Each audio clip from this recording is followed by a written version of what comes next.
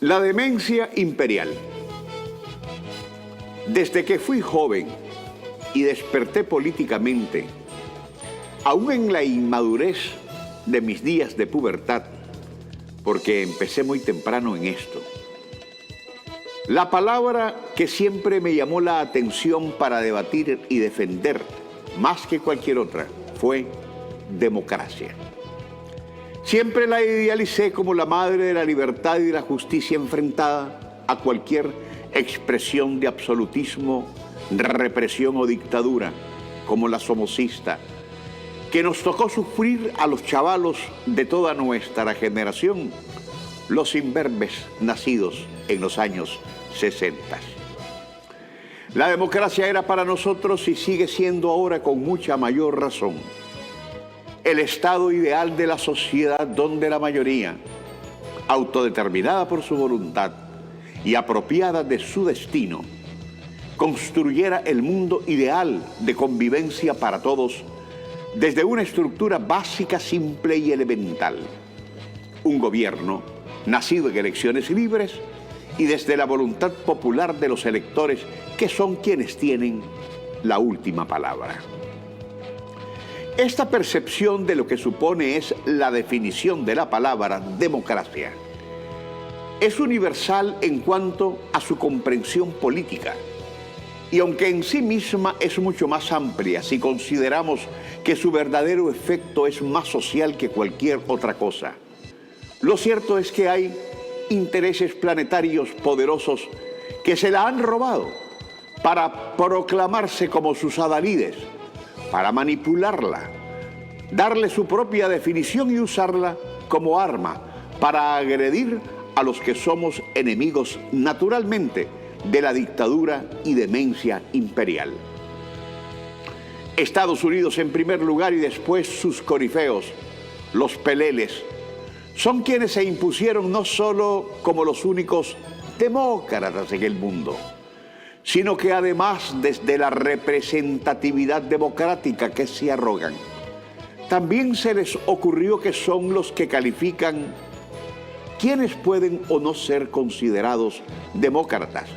y para sus efectos parten de una regla básica y elemental: ¿eres demócrata? Sí y solo sí tu disposición ideológica, independientemente del apellido que pueda tener: liberal, conservador, social cristiano, socialdemócrata, lo que sea, acepte como fundamento al capitalismo salvaje como base de sus principios.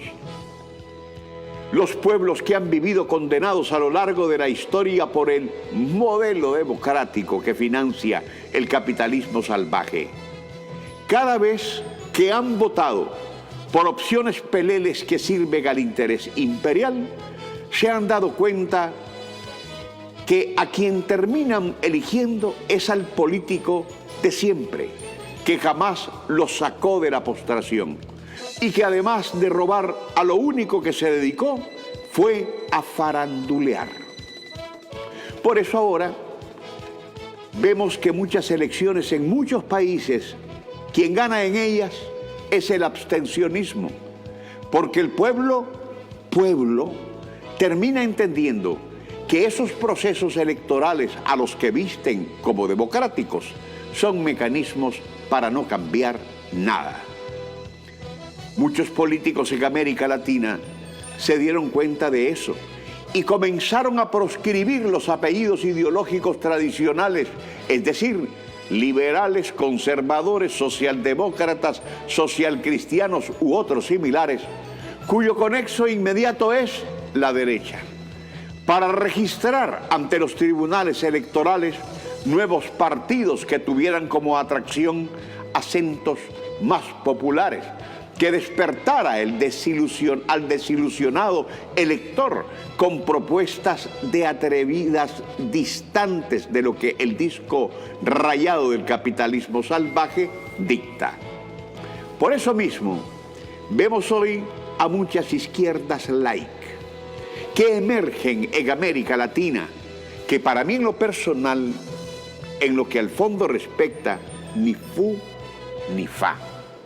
pero las respeto, porque al margen de sus formas son el producto de la voluntad popular en Argentina, Chile, Honduras, México, Brasil y ahora Colombia, y que tienen un campo de acción limitado,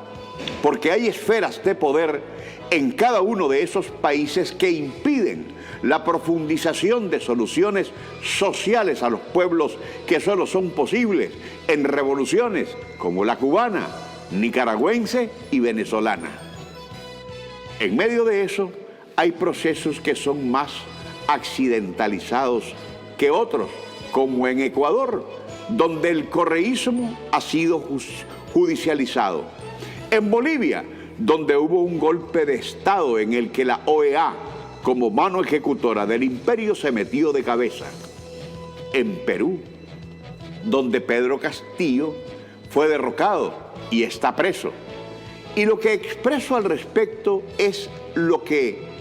trata de una tendencia clarísima de la demencial intolerancia de Estados Unidos de socavar toda voluntad popular que pretenda hacer un planteamiento de izquierda, aunque solo sea de apariencia, porque después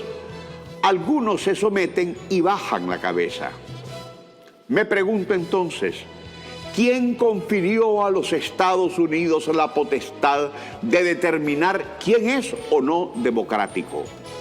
¿Sobre la base de qué autoridad moral el imperio se erigió en policía del mundo para sancionar, intervenir, agredir o invadir,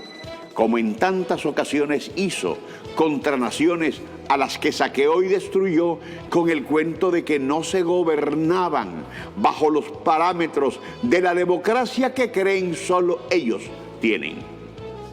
¿Quién le dijo a Estados Unidos que el poder de sus bayonetas son las que determinan quiénes pueden ser gobernantes legítimos de cualquier país, como lo fue aquí en Nicaragua William Walker, o como fue Juan Guaidó en Venezuela? ¿Por qué la dictadura imperial de Estados Unidos no le reclama a Rusia, a China, a Irán, a Corea del Norte la democracia que dice no existe en esos países con la misma soberbia y prepotencia que lo hace con naciones pequeñas como la nuestra, que a pesar de sus limitaciones y empobrecimiento al que nos han sometido, está en pie, porque estamos revestidos por una gran autoridad moral? ¿Cómo es eso? Que para la dictadura imperial solo son demócratas aquellos peleles o aquellos gobiernos que ponen a disposición de la Secretaría del Tesoro sus riquezas a cambio de la aprobación de préstamos que se liberan a través del Fondo Monetario Internacional para posteriormente terminar embargando las economías de aquellos ilusos que creyeron en la amistad franca y sincera del tío Sam? ¿Cómo es eso que para la dictadura imperial solo son demócratas esos peleles o gobiernos títeres que se regalan por dádivas al Departamento de Estado, a cambio de que sus soberanías sean violadas por el establecimiento de bases militares norteamericanas que se usan para tener a tiro de misiles a naciones que ni nos vendemos, ni nos rendimos y que orgullosamente construimos nuestros propios sabores y colores, la democracia que nos convenga para crecer como individuos y como naciones? ¿Cómo se atreve a pensar el yanqui o el gringo que su democracia es la más conveniente cuando el capitalismo salvaje desde el cual se erige mantiene a gran parte del sueño americano viviendo bajo los puentes? Las preguntas abundan y las respuestas también, porque tenemos suficientes elementos de juicio para detestar el deshumanizado capitalismo salvaje que, disfrazado de democracia, hoy tiene al imperio al borde del colapso total. Y de ahí que desesperadamente lance globos de aire por doquier, para que el ciudadano norteamericano vea hacia otro lado y no concentre su atención en problemas tan reales que lo tienen cerca, pero muy cerca de una guerra civil. Estados Unidos es cualquier cosa, menos una democracia, porque todos esos inquilinos que han pasado por la Casa Blanca ni siquiera han sido electos por el pueblo norteamericano, sino por un tal colegio electoral que directamente decide quién es el de turno, aunque el designado por el establishment haya sacado mucho menos votos en una elección popular que lógicamente ya en varias ocasiones ha dejado el ambiente impregnado de fraude electoral. No puede llamarse democracia aquella donde las minorías deciden por las mayorías, donde las élites son argollas impenetrables que desde la confección de todo un sistema de control aplastan cualquier amago de rebelión. Estados Unidos es una dictadura imperial que rebasó los límites de la locura y se dedicó a torpedear de tal manera la paz del planeta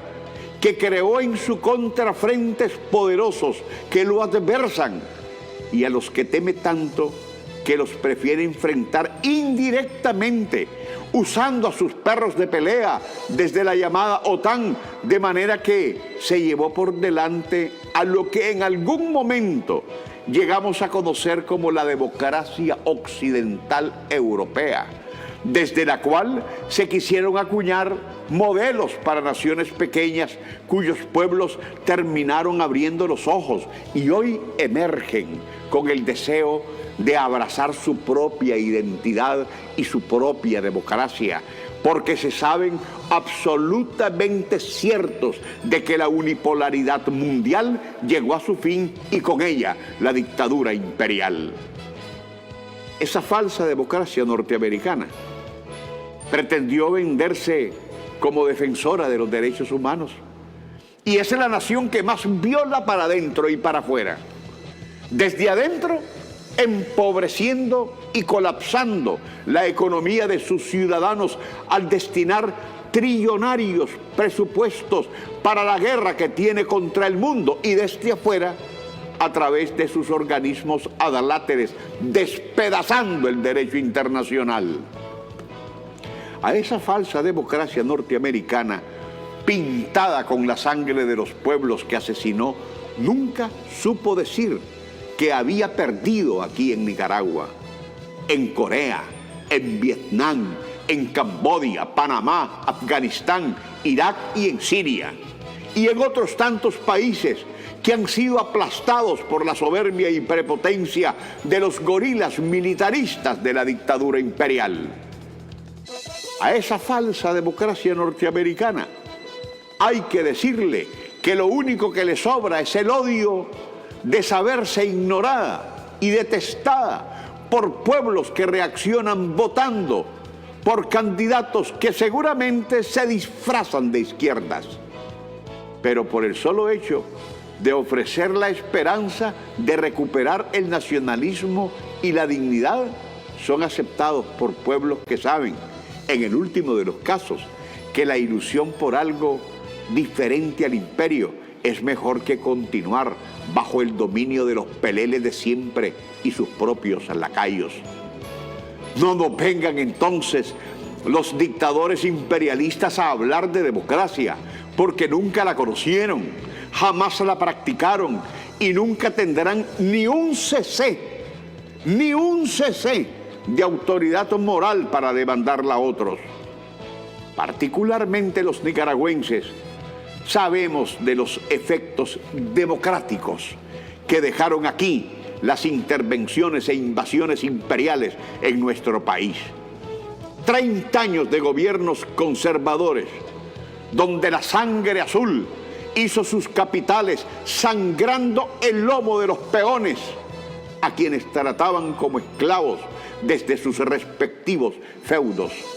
haciendo y financiando la contrarrevolución a la transformación iniciada por el general José Santos Zelaya, asesinando a Celedón, a Sandino, imponiendo a Adolfo Díaz, creando a la GN como la Guardia Pretoriana de Somoza García, y después de Luis y de Tacho, que fueron la dinastía que se mantuvo desde la osamenta de 50.000 muertos, empujando a una guerra fratricida en los 80, designando gobiernos neoliberales en los 90 y desde el 2007 en una guerra abiertamente descarada contra Daniel Ortega y el sandinismo, que a pesar de toda la criminalidad del tío Sam, ha hecho de la actual Nicaragua la mejor de toda la historia y seguirá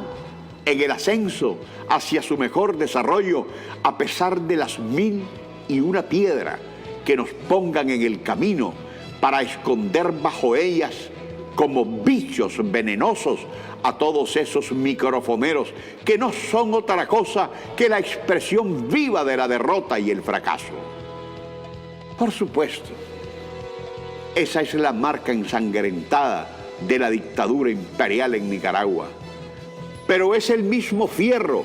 estampado sobre la inocencia de otros pueblos a los que quieren hablar de democracia desde la Casa Blanca o desde cualquier foro donde el derecho internacional es cero a la izquierda, gracias a medios de comunicación que obedecen al interés por el cual paga el tío Sam, cañonea el tío Sam, manguea el tío Sam, que además se viste estrafalariamente como salvador y libertador de un mundo que abiertamente o desde la clandestinidad lo acorrala para reducirlo a la nada. Que Dios bendiga a Nicaragua.